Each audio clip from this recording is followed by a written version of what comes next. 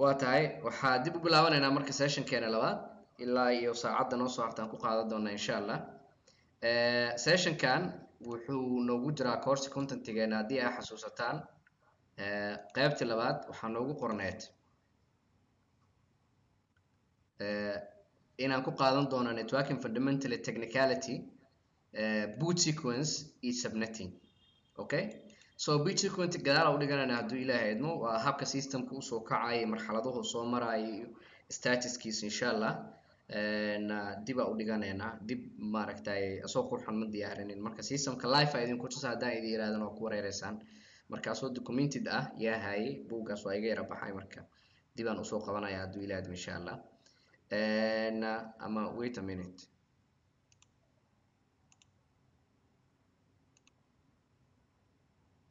qaybaha dambe session-ka ka dhiganayna problem ma laha. Okay, so marka maanta waxaa xoogga saaraynaa subnetting intaanan gudaha u gelin waxaan rabnaa horta inaan fahanno systemskan sidee u shaqeeyaan computerska sidee u shaqeeyaan sidee ku suura gashay anoo xafiiskan fadhiyo in computerkan internet aad ku xirto adigoo gurigaada jooga ama goobtaada shaqo joogo internet aad ku xirato kadibna labadeena aad communication sameeyeen see ku suura gashay waxay ku suura gashay wax loo yaqaano internet protocol ama IP ga ama internet protocol ka dhalinyaro wuxuu u dhigmaa ID number-ka aan jaamacadaha ku galno darawalnimada aan ku qaadano xafiisyada aan ku tagno ID-gaas markii magaceena laga tago wuxuu leeyahay number u leeyahay numberkaas wuxuu cadeynayaa cidda adiga aad tahay waliba markii aad dhex joogto organization-kaada shirkadda haddii numberkaada uu yahay number 10 it means waxa tahay shaqaalihii 10aad priority aa leedahay markii loo fiiriyo number 20 iyo 50 iyo 60 that specific number wuxuu kaloo cadeynayaa qofka markuu isticmaalo inuu helo xogtaada database-ka ku jirto waa ID number-ka right that number ee shirkaddu ku siiday waxa kaloo communication kula sameyn kartaa systemska kale ee shirkadda isticmaaleedo markii aad imaato albaabka biometric-ka ID-gaada saaraysa that number markuu wuxuu xaqiijinayaa adigi inaad tahay right laakiin ma xaqiijinayo wajigaada iyo waxa ilaa ay biometric laga dhiga face so sidaas oo kale computerskeena waxay leeyihiin IP address-kaas wuxuu u suuragelinayaa telefonkaada computerkaada printerkaada in laga dhex aqoonsado network-ga local area network uu ku xiran yahay guriga in laga dhex aqoonsado waa local area network intoona banaanka aadi once aad ku xiranto wireless-kaada oo connected aad noqoto systemkaada wuxuu ku sii doonaa IP address oo ku siinaya si IP address-ka uu ogaato CMD-ga ku qor IP config kadib imaaw mode-ka isticmaaleedo wireless ama local area network-gaada hadduu yahay LAN oo cable this ID number waa 192.168.1144 this number computerkii uu unique u yahay telefonkan hadda aan horteeda yaalo oo aan zoom-ka ka jeegareynayo wuxuu wataa number oo wataa si aad u aragtaa sigane wireless-ka riixana kadib waxaan fureynaa I don't think ina arki kartaan kadibna waxaan fureynaa wireless-ka kadibna qaybta u hooseyso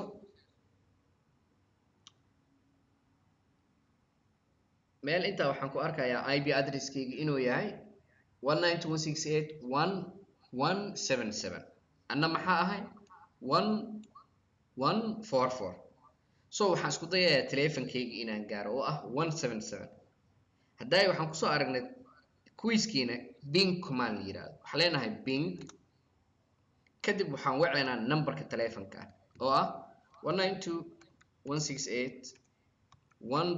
192.168.1.177 this number iyo this number waxay cadeynayaan positionka anaga aan joogo the rest waxay cadeynayaan network ID-ga range-ga guud ay cadeynayaan waa waxa rabna caawi inaad faaqidno yani saddexdan god range-ga guud ay cadeynayaan marka la leeyahay ID kasto wuxuu leeyahay afar god uu leeyahay labada god ugu horeysa mar waliba waxay cadeysaa serial numberka lagu soconayo jaamacad haddii aad kasoo shaqayseen ama aad arday ahaydeen 13 serial number waaye 15 serial number waaye labada number oo u dambeysana mar waliba maxay caddeeyaan ardayga booska uu ka jooga database right this id numberkeygii waaye ani lagu aqoonsanayo computerka this numberna waa numberka lagu aqoonsanayo teleefankeyga laakiin inta kale sida idiin muuqato way ka siman yihiin waa id numberkii guud soo inter markaa iraado waxaan filanayaa reply inaa helo ma arkaysaa reply maxaa waaye teleefankeyga fariin diray wuxuu leeyahay laptopkeyga fariin diray wuxuu leeyahay hello ma jeedaa teleefankeyga wuxuu leeyahay yes waa ku jeedaa soo teleefankeyga asagina waxaa igu jiro barnaamij la yiraahdo Ping IP barnaamijkaas ay igu jiro okay shaashada dib ma lahan hadhoodii markaa inta imaataan oo kaamirada si toos u furataan arki doontaan soo meeshaan marka waxaan ku qori doonaa IP-ga uu leeyahay laptopkeyga okay waxaa leeyahay 192.168.1.114 this number xaggan aan ku qoray okay that number teleefankaana leh markii aan iraado Bing starting uu leeyahay of course request time out teleefankeyga usoo baxay baalkan yar oo guduudka daa arki kartaan teleefanka ma awoodo inuu waco laptop why ma xasuusataan jabtar aan ka sheekeynayna firewall laptopkaada haddii firewallkiisa oo on yahay firewallkaada on hadduu yahay nobody can reach you nobody request time out kaasa soconayo eg hadda asigoo sidaan ah oo request time ah ka socdo haddii aan isku dayo inaan iraado turn off kadibna kana xiro kadibna xiro kana iraado safe meesha arag wixii isku bedelayso ma arkaysan TTL okay this TTL okay anigu sidaan u hayaa ogahay fariintii inay shaqeynaydo doesn't matter like muhiimada inay la aragtaan waa hadda waxaad arkaysaa meeshan danger inay tahay lase waxaa leeyahay turn off tigaan saaraya amnigeyga suganayo waxaa leeyahay safe wuu kala go-ayaa connectionka macnaheeda adiga computerkaada difaac u xirtay yes that's request time out echogo diraayo computerkeyga ma ka jawaabayo muxuu leeyahay computerkeyga I don't want to accept any echo okay this marka maxaa noo suurageliyay waxaa noo suuragelinaya wax loo yaqaano IP address that IP yaa rabnaa maanta inaan faham fiican ka qaadano kadib waxaan sameyn doonaa wax loo yaqaano subnetting another session ay noqon doontaa inside this session ay ka faracmi doontaa subnetting ka hadda haddii aan overview idinka siiyo waa farsamo inoo suuragelinayo hal IP inaan u kala qaybino ilaa iyo boqoleeyo IP address ilaa iyo limitkeena aan ka gaarno okay halka IP address waxaa ognahay inuu siinayo 254 hosts haddii hal mar aan wada isticmaalo khasaaro waa 254 hadaa ugu baahannahay 10 ka soo jaranaya jaritaankaas marka waxaa adeegsanaynaa farsamo loo yaqaan subnetting موضوع ميلا فانتين هرم موجو سعون كرا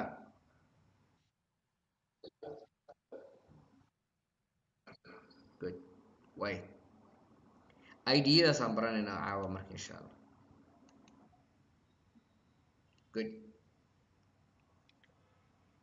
internet protocol كان وحالة أساسي 1980s كي before 1980s كي computers waxay isticmaali jireen barnaamij la yiraahdo NCP network control protocol waa 1960s kii ilaa 1979 kii NCP wuxuu u shaqeyn jiray computer kastoo in la siiyo tiro number 1 number 2 number 3 oo aan wax kala raacsiineynin computerskaasi ay communication u sameeyaan numberadaas isticmaalayaan bini'aadankana si uu ugu sahlanaado numberkaas waxaa loo sameeyay wax loo yaqaan host oo ah numberkaas waxaa loo hoos gelin jiray magac si qofka bini'aadanka uu qoro computer 1 oo kale kadibna computer 1 uu soo jawaabo arintaas markii waxay dhaladay shirkad waliba inay sameysato NCP ayaga gooni u ah yani network control protocol ayaga gooni u ah 1980 marka waxaa alifnay barnaamij loo yaqaan TCP/IP transmission control protocol IP protocol that TCP shirkad kasta waxaa lagu xukumay in ay isticmaasho hal standardkaas muxuu yahay wireless isticmaale frequency la yaqaan isticmaale NIC kaara isticmaale fiilaa geline frequency la yaqaan isticmaale godkaas IBL raba in la geliyo standard guuda isticmaaleysa standardka ugu horeeya marka wuxuu noo yahay internet protocol version 4 oo aan usoo gaabino IPv4 this IPv4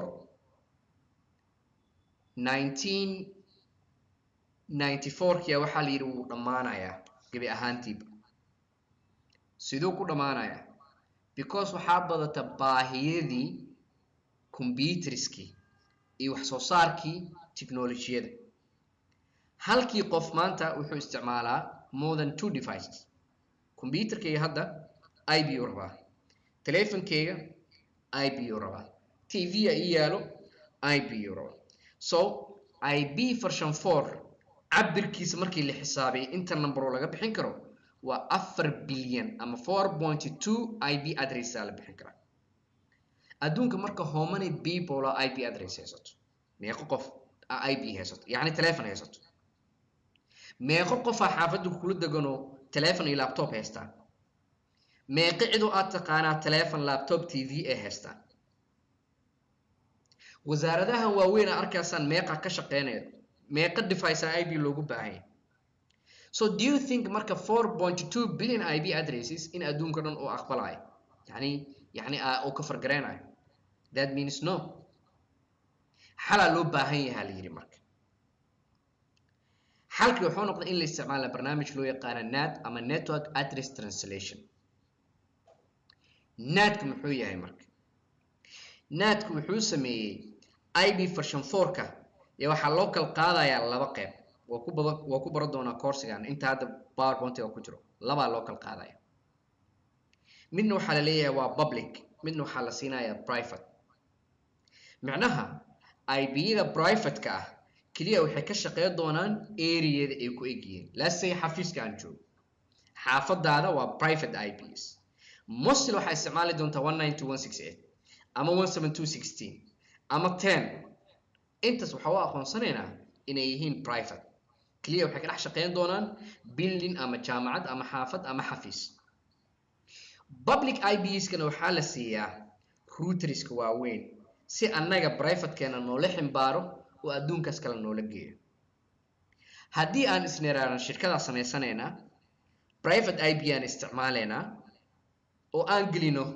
routerka aan shirkadaha kale kula xiriireyno cid network-geena aqbaleeda ma laha inta slide-kan aan gudaha u gelin haddii aad xasuusataan waxaa jira website aan booqo jirno loo yaqaano BGPView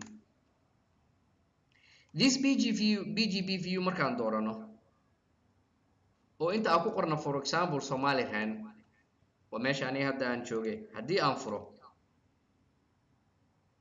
waxa ii soo baxaya autonomous system-keeda intana maxaa ku qoran IP version 4 internet protocol version 4 Somaliland internet ay bixisaa jaamacadaha internet siisaa goobaha waxbarashada oo ma aragtay tacliinta sare siidaa research-ga siidaa IP version 4 ay leedahay waa kuwana this IP version 4 ma public ama waa private these waa public IP addresses shirkad kastoo la anaga aan communication la sameynayno waxay isticmaali doonaan nambaradaan ay isticmaalayaan see go'aan ugu qaadanaynaa kani waa public kani waa private session keena ku baranayna right public IPs ka marka shirkad waxaa jirto la yiraahdo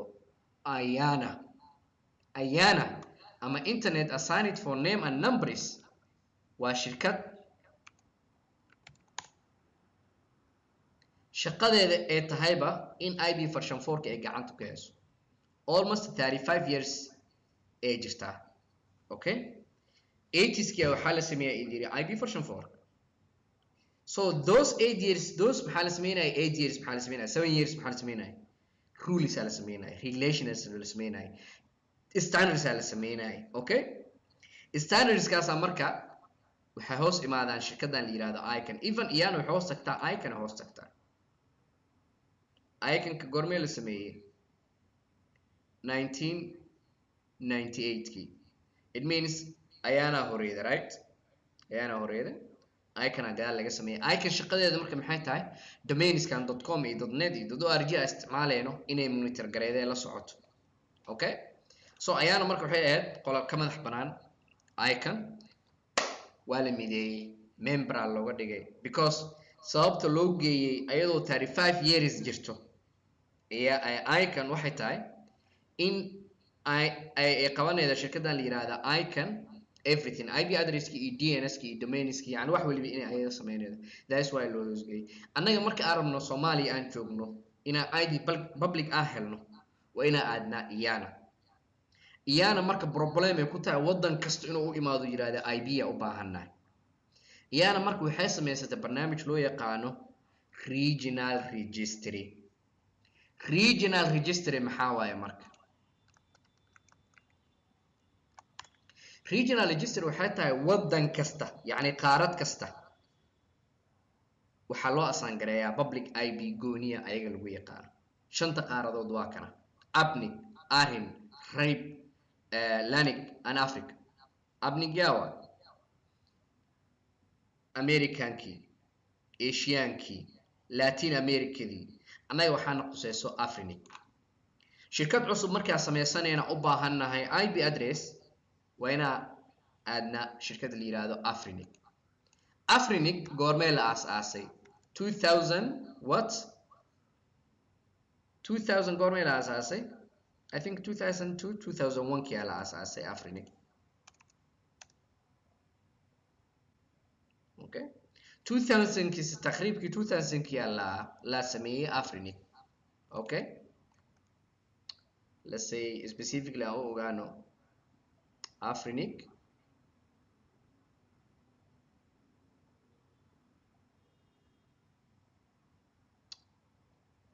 see loo weydiin jiray commandkii iga dhumo commandku lahaa, yani waxaa iga dhumay qaabka u weydiin jiray aasaaskii.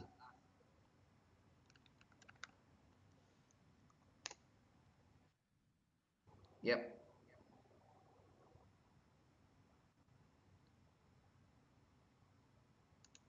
buug dhan ay leeyihiinba si gooniya idinku darasay. 2000 is 2001 2002 actually la sameeyey.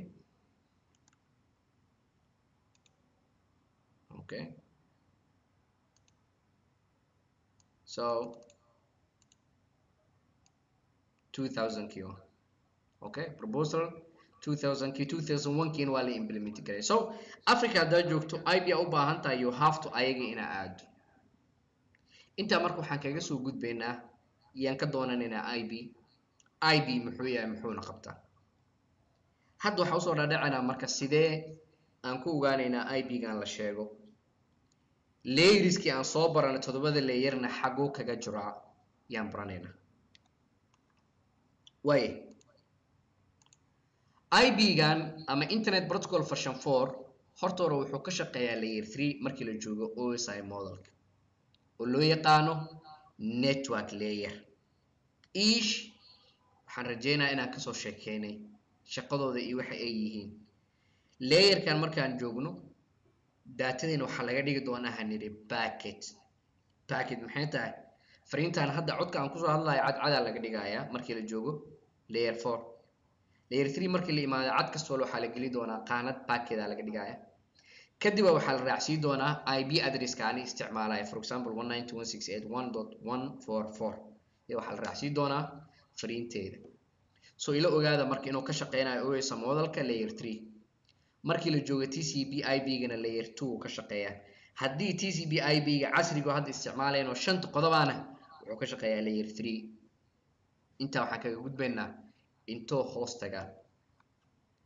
IP version 4 ka horta hore waa protocol. shaqadiisana waxay tahay in communication lagu sameeyo through the internet. si ani idinka maanta isku gaarno, right now we are using internet protocol version 4. private IP address isticmaalaysa specifically xaafadaada. laakiin marka ani communication ila sameynayo waxay isticmaalaysaa your public IP address. what is my IP address? this public IP address. si aad communication u sameyso aad dad kale ula xiriirto, you are using this public IP address. so public IP gan iyo private IP ga si ay communication u sameeyaan dhexdooda waxaa la xageliyay NAT network address translation qof kasto xafiiskayga ku xiran markay rabaan banaanka inay aadaan they are going to use this number without this number internet ma access gareenayo adiga marka xafiiskayga soo booqanayda ama hadda dila soo hadlayso IP public IP gaada isticmaaleeda private IP gaada ma aqoonsan karo mana aqaano right okay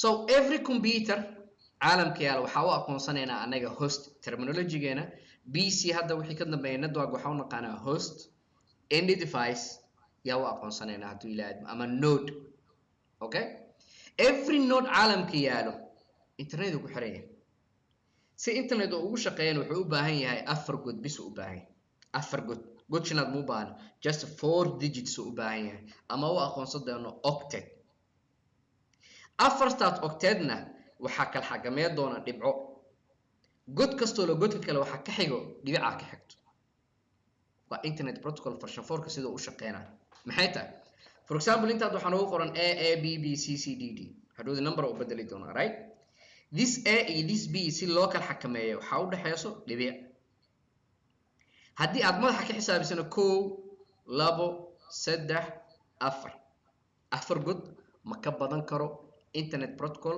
version 4 tusaale waxaan booqanay google.com slide-kan waxaa ka soo qaaday ama screenshot-kan ka soo qaada website America ku base gareysan every wadan aad joogtid google markaa booqanaydo IP gooniye leedahay okay google waxay isticmaashaa for example IP address-kan 66102714 maxaa arkaysaa digit kastoo la digit kale waxaa u dhaxeeya dhibic haddii aad xisaabisana afar god ma ka badnaan karaa si aan usii jilcino computerkeena aan aadno remember inaan qodnay IP config this is my IP version 4 dhirirkiisa haddaa xisaabiso waa imis waa 1 waa 2 waa 3 waa 4 waa afar god kastoo la godka kalena maxaa ka xigo dhibica ka xigto dhibicdaas maxay separate gareene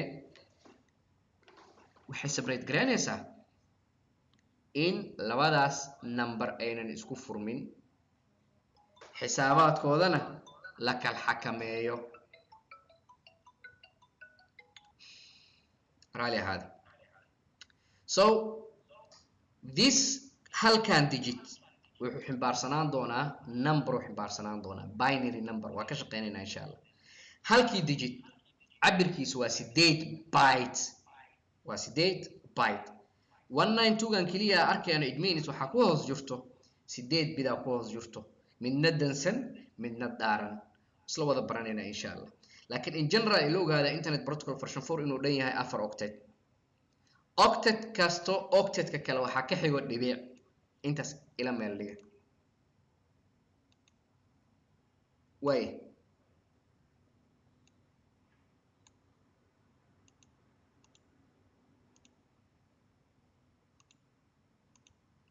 way so marka aan rabo fariin inaan diro I have to use this IP address say I don't think in Wireshark igu jiro waa ka xumaa Wireshark ma igu jiro computer ka u tirtirmo soo install gareenin laakiin waxa arki lahayn fariinta markaan diro waxa la adeegsan doonaa numberkayga sidoo kale waxa la adeegsan doonaa cidda anigu diraayo numberkooda okay all the way labadaas qof wuxuu ku aqoonsan doonaa un ID numberkaas in general okay aniga marka fariinta diraayo waxa loo yaqaanaa source waxa la adeegsanayaa my number saaxiibkeena waxa la adeegsan doonaa numberkiisa waxa uu aqoonsanaynaa destination so datadeena marka si loo xaqiijiyo inay gaarto meesha saxda ah wayna adeegsanaa IP address IP address ka guys wuxuu u kala baxaa wax la yiraahdo classes kan intaan gaarin waxay naga caawinayaan in aan faham fiican ka qaadano internet protocol version 4 waxa uu yahay classes ku waa labo waxa la yiraahdaa glassful iyo glassless maxay yihiin glassful iyo glassless markii IP-gaada uu yahay glassful address waxa awood buuxda u leedahay inaad isticmaasho the entire IP address. For example, IP kasta wuxuu ka bilaabanayaa 1 wuxuuna ku eg yahay 254. macnaheeda haddii 254 aad gaarto wuu ka dhamaaday IP. haddii aad haysato 10 qof IP-gan tirada badanna aad haysato keliyana u baahan tahay 10 number oo kamid ah inaad isticmaasho waajib ay kugu tahay glassful marka isticmaaleeda inaad wada khasaariso. si laakiin loo xakameeyo waxaa la isticmaalaa glassless. waa subnetting session-keena xiga qaadanayna. glassless muxuu noo suuragelinayaa inaan yareeno IP-yada aan khasaarinayno. So this glassful marka aan ka gudubno. glassful-ka marka naftigiisa wuxuu u kala baxayaa ranges u kala baxayaa level u kala baxayaa 5 level. A, B, C iyo D u kala baxayaa. xaggan waxay ugu qoran A, E, B, E, C. waa saddexda commonly ah isticmaalno. labada soo hartayna mid kamid ah waxa uu isticmaalnaa multicast, mid kamid ah waxa uu isticmaalnaa experiment. all the way waa baraneynaa meeshada noogu ekeysiye. way glasseska marka limit numberkooda wuxuu ka bilaabanayaa 1 wuxuuna ku eg yahay 254. meeshan waxaa ka maqan 0 iyo 255. 0 number ka bilaabanaya hadaa aragtid ogow inuu yahay reserved waxaana loo adeegsadaa inuu yahay network ID. jaamacadaha haddii aad aragtaan numberskooda database wuxuu ka bilaabanayaa 0 number 13. warqadda markii lasoo daawacayo ID numberkan waxaa ku daawacan 1300. for example hadda ni ID numberkayga of course wuxuu ka bilaabanayaa 007. I don't know ina arki kartaan. yeah, that is 007. it means 00 daas waxay reserved u tahay mustaqbalka inuu buuxsami doono. xisaabaadka caadiga decimalka marka baranayno waxaana la bara 10 oo ah 2 digit, waxaana la bara 100 oo ah 3 digit. you see, so 0 hadaa aragtid in IP version 4 u diiwaan geli inuu yahay reserved oo loo aqoonsanayo nido waa ka jaraynaa. 255 waxa uu aqoonsanaynaa broadcast waa meesha ugu dambeeyay oo number laga isticmaalo. IP version 4 numberka ugu dambeeyo ee la isticmaalo waa 254. numberka ugu dambeeyo ee aan broadcast ku dirnana waa 255. so 0 iyo 255 yaa waxa ka jaraynaa total IP address keena oo ah 256. ayna xisaab markay imaata dadka inay necab yihiin laakiin problem ma laha isla fahmayna waana wada qoreynaa notebook-ka tagayna haduu ilaahay. way waxaa la ogaataan glassful-ka inuu kala baxo 5 qayb A, B, C, D iyo E. waxaan ka isticmaali doonaa A, E, B iyo C base. D waxa uu isticmaalaynaa multicast. E na waxa uu isticmaalaynaa experiment. waagi IP version 4 kala sameeyay waxa la leeyahay IP-ga ma buuxsamayo. so computer cusub marka sameeynayna waxa u baahanaa number aan waxyaabo ku tijaabinay testing ah. you see, that's why marka labadaas loo dhigay. so sidoo kale ilaahu IP kastoo wuxuu ka bilaabanayaa 0 wuxuu ku buuxsamayaa 255. in general IP version 6 oo dhan tirooyinkiisa markii la isku dardaro waa 256. 256 waxaan ka jaraynaa marka 2 maxay tahay 0 aan ka jaraynaa maxaan soo haraa 255. 1 aan ka jaraynaa maxaan soo haraa 254. it means 256 number waxa ka isticmaali kara oo valid ah oo computer aan sii kara 1 ilaa 254. I think ina ila fahanteen. way xaggan waxa inoo yaala glasseska common ko anaga isticmaalno ah A iyo B iyo C. maxaan niri IP kastoo leh oo version 4 ah wuxuu u qaybsami doonaa 4 god 4 digit. digit kastana waxa u dhaxayn doona dhibic. okay, so markii aan isticmaalayo glass A tiro ka bilowda tirona ku dhamaada way noo soo socotaa. laakiin glass A marka isticmaalayo 4 god kamid ah waxa uu aqoonsanaynaa inuu yahay network ID. waxa uu aqoonsanaynaa inuu yahay network ID. network ID maxaa laga wadaa?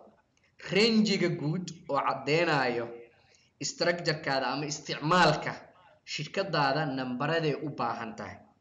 laakiin hadda numberka idin tusay 007 aniga 7 ka ah wuxuu ka soo bilowday 0000 001 002 003 004. you see 5 6 7 aniga maraya. right, that network ID waxa uu aqoonsanaynaa marka rangiga guud ee anaga aan isticmaali karno. ID-ga hadda heesta waxaa ogaa inuu yahay 4 digit 00 no 3 digits inuu yahay. See? So internet protocol version 4 class A 4 good waaye of course. Goodka ugu hore waxaa u aqoonsanaynaa network ID. qofku markuu arko wuxuu ogaanayaa inaa ID haysato. Right? The rest maxaa u isticmaalaynaa? Hostisaa loo yaqaan waxaa u isticmaalaynaa mustaqbalka computerska IP-yada aan geli karno. goodkan kaligiis ugu muxuu ku buuxsanaa 255 ku buuxsanaa. goodkan muxuu ku buuxsamaa 255. kana muxuu ku buuxsamaa 255. kana muxuu ku buuxsamaa 255. This already wuu ka buuxi waa numberkii lagu soo siiyay waa ID-gaada 007. 007 maxaa ka dambeeya 8 9 10 11 13 14 15 16 inta dhan ka dambeeya, right?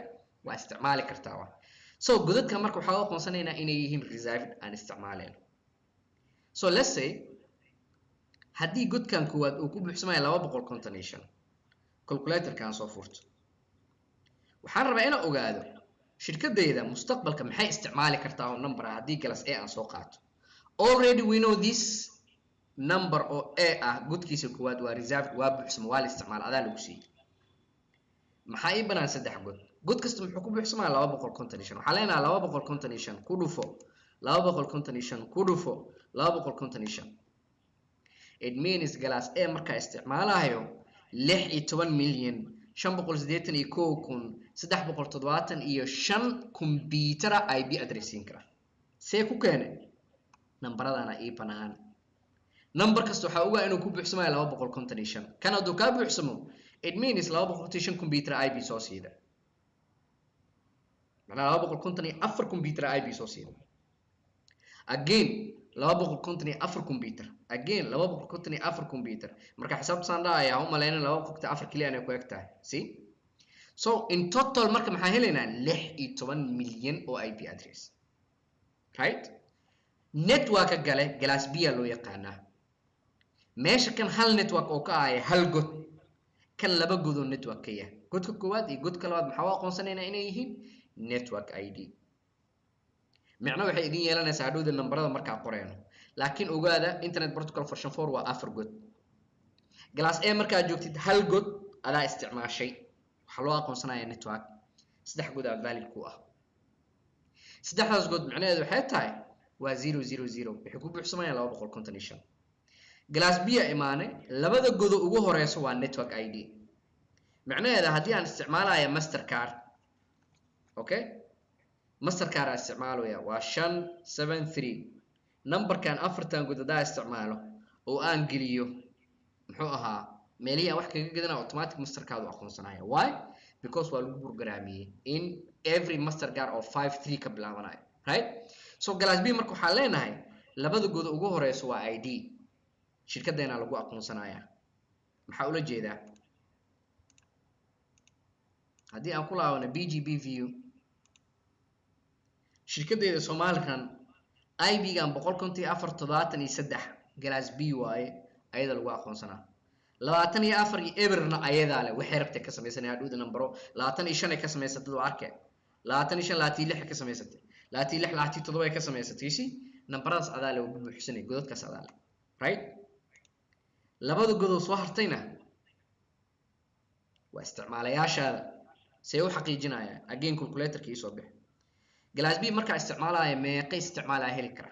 laba godaa ii banaan god kasta wuxuu ku buuxsamayaa 255. waxaa leenahay ku dhufo 255. class B markaa isticmaalayo 65,025 IP address aan macaamiisheeda siin kara. means numberkayga aada u weyn, right? class C imaam. class C maxaa arkaynaa 3 god ugu horeyso waa network ID. waa the smallest IP version 4 ee meel laga isticmaalo. maxaa ogahay godkan inuu ku buuxsamayo 255. maxaa ku dhufanaya waxaa ku dhuftama haysto. it means class C haddaa isticmaalayo 254 computer le IP gelin kara. class B markaa isticmaalayo 65,000 oo IP address computer geli kara. class A markaa isticmaalayo 16 milyan oo IP address computer geli kara. dhalinyaro mila fahanteen intaan u gudbin slide xiga.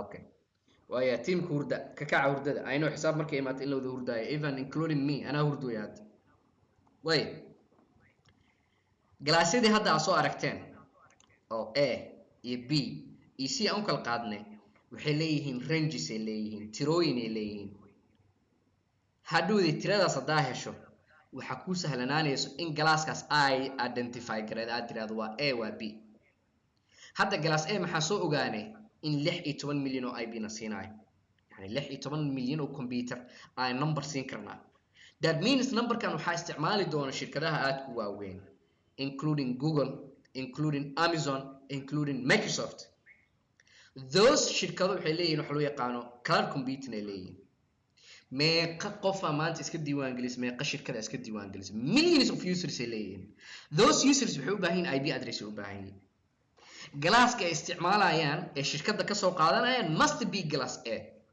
glass A marka maxaa waaye waa large network shirkad weyn aan loogu talagalay the first byte ama gudka ugu horeeyo waxaa lagu identify gareeyaa ama lagu sheegaa inuu yahay network ID waa qodobka hadda idin soo sheegaya the first byte ne waa gudka koowaad waa network ID hadhoodii tira inta ay ku qoran tahay waa inay noqotaa glass A si ku ogaanayna haddaan baranayna okay saddexda kalena maxay xaqiijinayaan waxay xaqiijinayaan mustaqbalka isticmaalayaasha anaga IP aan sii karo so glass A intoo ka bilaabanaa marka see u dhihi karaa number haddii aan qoro let's say number kan hadda ani glass C waaya iraada haddii glass A ay isticmaalay say ku ogaana this number waa glass A say ku dhaha okay okay marka leedahay waxaan waa glass A wala arki karaa shaashadeeda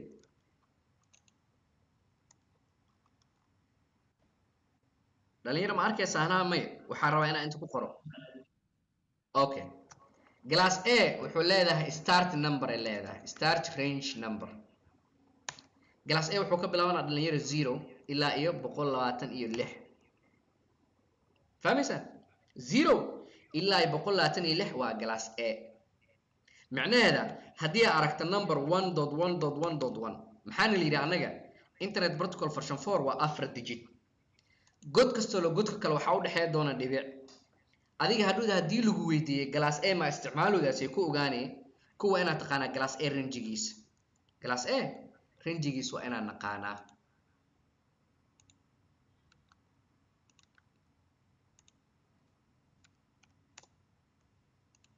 okay so maxaan glass A wuxuu ka bilaabanayaa 0 ilaa 126 tirooyinkaas inta u dhexeysa ma isticmaali karaa ahaa maxaa isticmaali karaa 50.0.0.0 glass K waaye glass A maxaan ku dhahaa waa glass A mar waliba anaga maxaa qiimeynaynaa gudka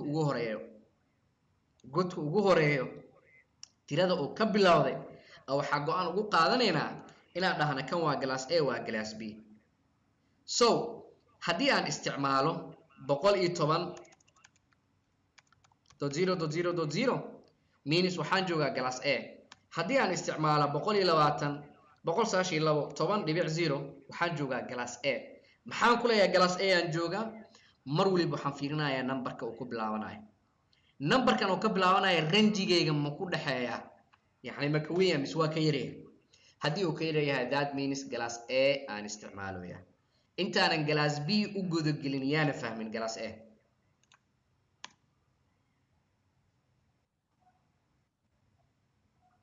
okay it means shifta waa fahmay way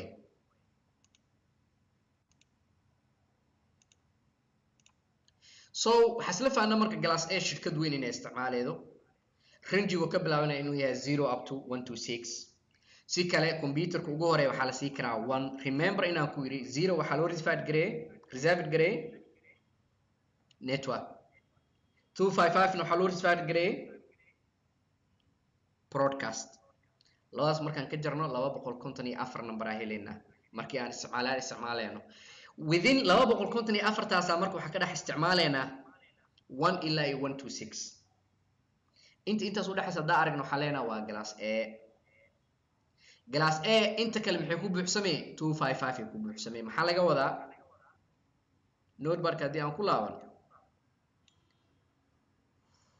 waxa haysanaa 0.0.0.0 ka bilaabanaya ilaa ay waxaan gaareynaa 10 ama 1.255.255.255 means 255 haddaan aragna maxaa waaye waa buuxsamay numberkan waa dhammaaday. I think inay la fahanteen. Way, let's go again. Glass B wuxuu ka bilaabanayaa 128 ilaa 191. Glass B sidoo kale waxaa isticmaala shirkadaha dhexdhexaadka Hormuud, Somtel, Nation, Somalran, Somlink. Shirkadahaas oo dhan maxay yihiin waa medium. 5,000 oo IB laga yaabaa anagoo kale hadda 2,000 oo IB haysanaa. Hormuud almost 10,000 10,000 oo haysataa, right? So Glass B isticmaalay. Remember Glass B inuu laba network ahaa, labana host ah. labada hostiga marka isku garaacad maxay leeyihiin 65,000 oo IP address.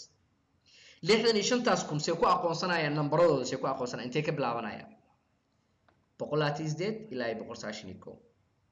Let's go. waxaan niri Glass B start range-giis waa 128 ilaa 191. tirooyinkan intuu dhaxaysa daaq maxaa u aqoonsanaya inuu yahay Glass B. For example 132.16.0.0 numberkan ma ku jirtaa mise ma ka weyn yahay 128? Yes, waa 132. ma ka yar yahay 191? Yes, waa Glass B. maxaa ku iri numberku ka bilaabanayo because inta maxaa ku haystaa Glass B wuxuu u dhaxayn karaa 128 ilaa 191. haddii lagu weydiiyo oo hadhowdii quiz lagu keeno la yiraahdo 132 10.0 Glasskan sheeg wala dhigi kartaa Glass B. waayo ku tiri Glass B because waxa ku jiro 10 waxa ku jiro 0 muxuu ay u noqon waay because numberku ugu horeeyo ku xukumayo mar waliba. This is marka Glass B. Okay, Glass C aw imaano.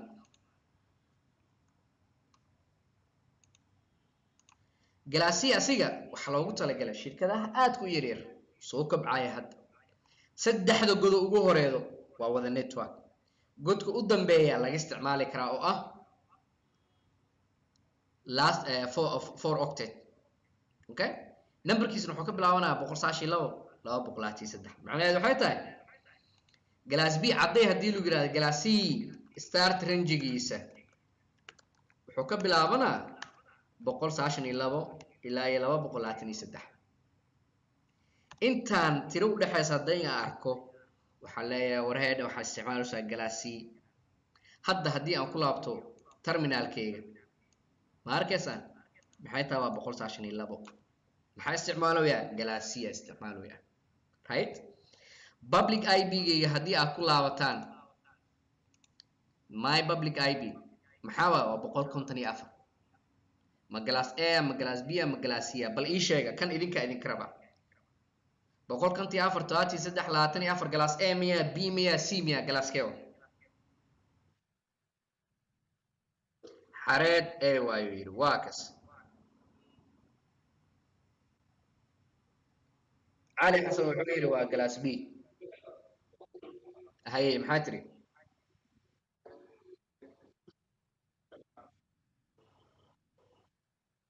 Of course. This is mark Glass B, right? محاكون نري because Glass B محوك بلاونا إيه بقول سيد إلى بقول ساشيكو بقول كذا عفرنا أنت وده حسامانه. So Glass C مركا محيك بلاونا بقول ساشي إلا بقول سيد احترادات أنت وده حسدان أرجنو.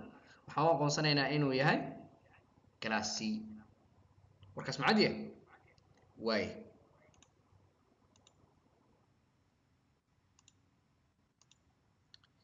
Glass D E wuxuu ka bilaabanayaa 204 ilaa 239.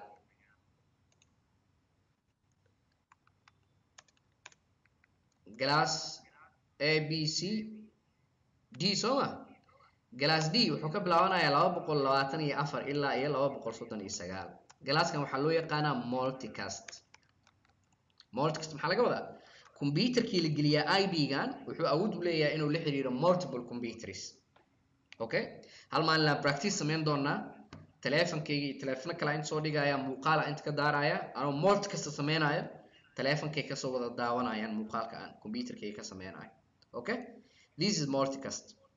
Okay, muxuu ahaa midka kale wuxuu ka bilaabanayaa 240 ilaa 254. tiradan inta u dhaxaysana waxa uu aqoonsanaynaa in loogu talagalay experimental. Okay, waa he experimental. I think in ila fahanteen rangeski A, B, C, E, D. Yes, su'aal ka qaba intaana session kaaga gudbin. Any questions?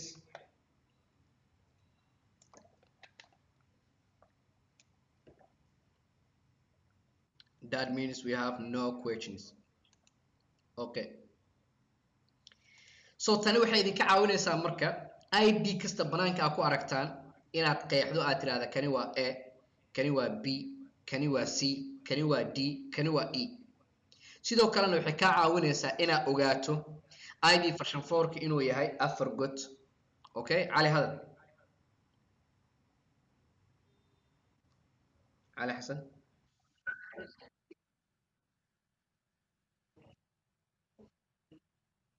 Yes.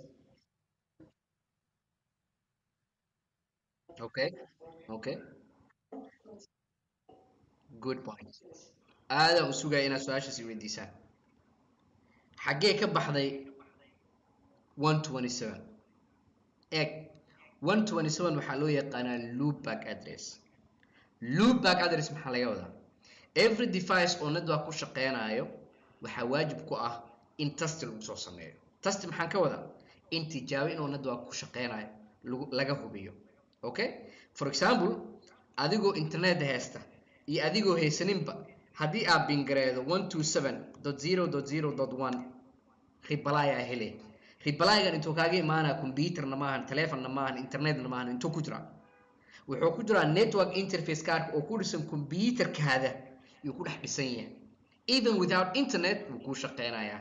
so waxaan leenahay marka 127 oo u dhaxeysa glass A iyo glass B waxa uu aqoonsan doonaa inuu yahay loopback. loop maxaa waaye? soo laalaabanaya. backne soo celi.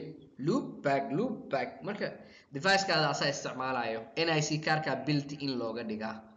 Okay, cali xasan fahant. and thank you inaa i weydiiso. waaye so intaa markaan kasoo gudubno IB-ga wuxuu leeyahay wax la yiraahdo broadcast, wuxuu leeyahay multicast, wuxuu leeyahay unicast. Okay, so unicast maxaa laga wadaa? unicast waxaa laga wadaa laba computer markay communication sameynayaan, sida hadday telefonkeyga iyo computerka markii aan ping sameynayo. multicast waxaa laga wadaa hal computer inuu la xiriiro multiple computers. broadcast waxaa laga wadaa multiple computers. markaan leenahay multicast waxaan ka wadnaa multiple computers oo cayiman 1 2 3 4 5. laakiin broadcast markii aan isticmaalayno waxaan ka wadnaa hal mar in free loo diro millions of computers, thousands of computers, hundreds of computers. markii broadcast aan diraynana waxaa isticmaali doonaa waxa loo yaqaano 255. okay, haddii aan aragno 255 oo afar ah macnaheedu waxa uu aqoonsanaynaa inuu yahay broadcast. okay, so afar saan waa ku dhacday. I know in boran aan wada dareemaysaan. broadcast hanoo joogta hadduu ila aadmo insha allah. su-aal haddaa qabtaan i weydiin. so sessionkeena caawa broadcast unoo joogaa insha allah. su-aal open waay. haddii kale muuqaalka waa joojinayaa.